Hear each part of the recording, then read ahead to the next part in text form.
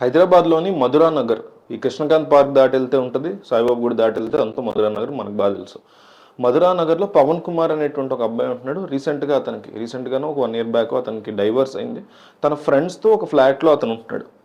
అయితే ఇతని friend office నుంచి వచ్చిన తర్వాత సందీప్ వర్క్ వెళ్ళిపోయిన తర్వాత ఆఫ్టర్నూన్ టైం వచ్చి తలుపు కొడితే తీయట్లేదు. మళ్ళీ ఇంకోసారి ఈవినింగ్ వచ్చి తలుపు కొడితే కానీ డోర్ లాక్ చేసినా అసలు ఓపెన్ అవ్వట్ల. మరి రీసెంట్గా డైవర్స్ అదే అయింది, ఏమైనా చేసుకున్నాడేమో అనే కంగారుతో, లేకపోతే ఏదన్నా జరగడానికి జరిగిందనే కంగారుతో చుట్టుపక్కల హెల్ప్ తీసుకుని తలుపు ఒకసారిగా బద్దలు కొట్టగానే లోపల నుంచి కుక్క, బ్లడ్తో నోరున్నటువంటి కుక్క బయటికి వెళ్ళిపోవడం, ఆ బ్లడ్ కక్కుతూ అది వెళ్ళిపోవడం, అతను అక్కడ చచ్చిపోయి ఉండడం అనేది వీళ్ళందరూ ఇతను చూశానని చెప్తున్నారు, వీళ్ళు కూడా చూసామని చెప్తున్నారు. ఆ కుక్క ఏంటయ్యా అంటే సైబేరియన్ హస్కీ అనేది అసలు బాగా ఫ్రెండ్లీ బ్రీడ్ అనమాట. సో ఇది జరిగిందని సందీప్ చెప్తున్నటువంటి స్టోరీ.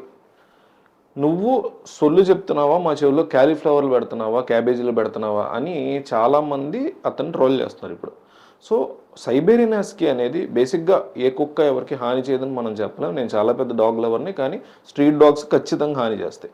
బట్ ఈ బ్రీడ్ డాగ్స్లో కూడా కొన్ని హాని చేసే ఉంటాయి. ఇప్పుడు పిట్బుల్ కానీ డాబర్మెన్ లాంటివి కానీ కొన్ని అన్ని కూడా, మరి వాటిలో అన్నీ కాదు, కొన్ని హాని చేసేటువంటి ప్రమాదం ఖచ్చితంగా ఉంటాయి. ఎస్పెషల్లీ పిట్బుల్ భయపడతారు కూడా పెంచుకోవాలంటే.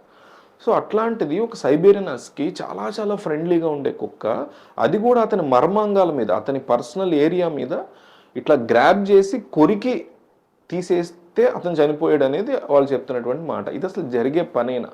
ఇది అసలు పాసిబులా? పోలీస్ అయితే ప్రస్తుతానికి ఆ కుక్క నోట్లో కూడా శాంపుల్స్ని తీసుకుని వెళ్ళారు, ఒక కేజ్ పెట్టారు, అందులో ఆ కుక్కను అట్లా పెట్టారు. ఆ కుక్క ఆ కేజ్లో అట్లా ఉండిపోయింది. అందరూ కలిసి, అంటే సందీప్ చుట్టుపక్కల అందరూ కలిసి ఏదన్నా గాయత్యం చేసి అతని మీద, ఈ కుక్క మీద తోచడం ట్రై చేస్తూ ఉండొచ్చు. అంటే అన్ని రకాల పాసిబిలిటీస్ చూసుకోవాలి మనం. అతను రీసెంట్గానే డైవర్స్ అయినటువంటి వ్యక్తి కాబట్టి ఏదన్నా కాస్త ఇదిలోకి వెళ్ళి ఆ కుక్కతోనే అతను కావాలని చేసి అది కూడా చాలా కష్టమైనటువంటి పని. మూడోది, లైంగికంగా ఏదన్నా కుక్కతో చేస్తూ ఉండొచ్చు, చెప్పలేము. ఉంటారు, ఇలా కూడా ఉంటారా అంటే అబ్బో అసలు భయంకరమైన వీడియోలు ఉంటే మీకు తెలియకపోయి ఉండొచ్చు. కుక్కతో చాలా పనులు చేసే, అసలు మేకల్ని డాష్ చేసే వాళ్ళు ఉంటారు, అట్లాంటిది కుక్కలతో కూడా చేసే వాళ్ళు ఉంటారు, మనకు తెలియపోయి ఉండొచ్చు. గుర్రాలతో ఆడపిల్లలు చేస్తారు, కుక్కలతో ఆడపిల్లలు చేస్తారు, అంత వేరే స్టోరీ. చాలా జూప్సాగరంగా ఉంటుంది ఇక్కడ మాట్లాడుకోవాలంటే. సో అది కూడా అవకాశం ఉంది. అందుకే అంటున్నా, ఏదైనా ఇన్సిడెంట్ జరిగినప్పుడు, మొన్న మోడీ వచ్చారు అమరావతి, పెద్ద పొగలు అవి చాలా ఇబ్బంది అయింది. 3 kilometerల దూరంలో జరిగింది. నేషనల్ ఇన్వెస్టిగేట్ టీం వచ్చి, అదే నేషనల్ సంబంధించిన సెక్యూరిటీ, మోడీ సెక్యూరిటీ తలం వచ్చి చెక్ చేస్తుంది ఎవరు చేశారు ఏంటి కదా అని. ఎందుకంటే రీసెంట్గా పహల్గామ్ అటాక్స్.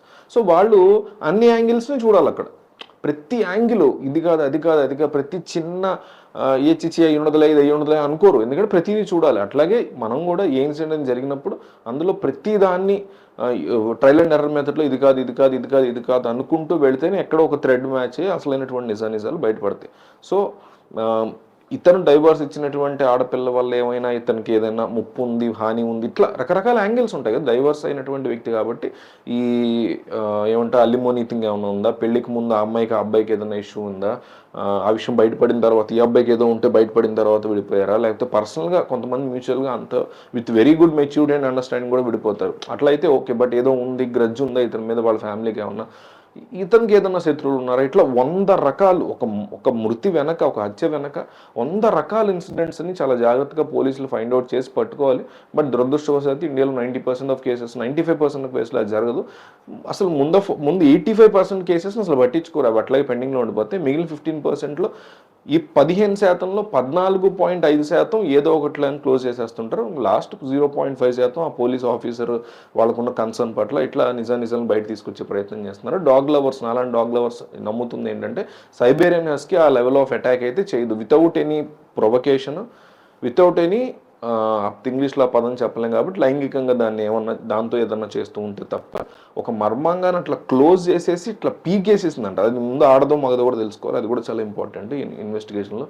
మరి డాగ్ లవర్స్ ఎవరిని ఇన్వాల్వ్ చేయక్కర్లేదు, కానీ వెటర్నరీయన్ అండ్ డాక్టర్స్ని ఇన్వాల్వ్ చేయాల్సి ఉంటుంది. మరి పోలీసు ఎంతవరకు చేస్తున్నారు ఏంటి అనేది చూడాలి. కానీ ఇదంతా విన్నవాళ్ళు మాత్రం ఎవరో ఏదో చేసి కుక్క మీద తోస్తున్నారు, పెద్ద చెవులో క్యాలీఫ్లవర్, క్యాబేజీ అనే మాట అయితే చాలామంది యూజ్ చేస్తున్నారు.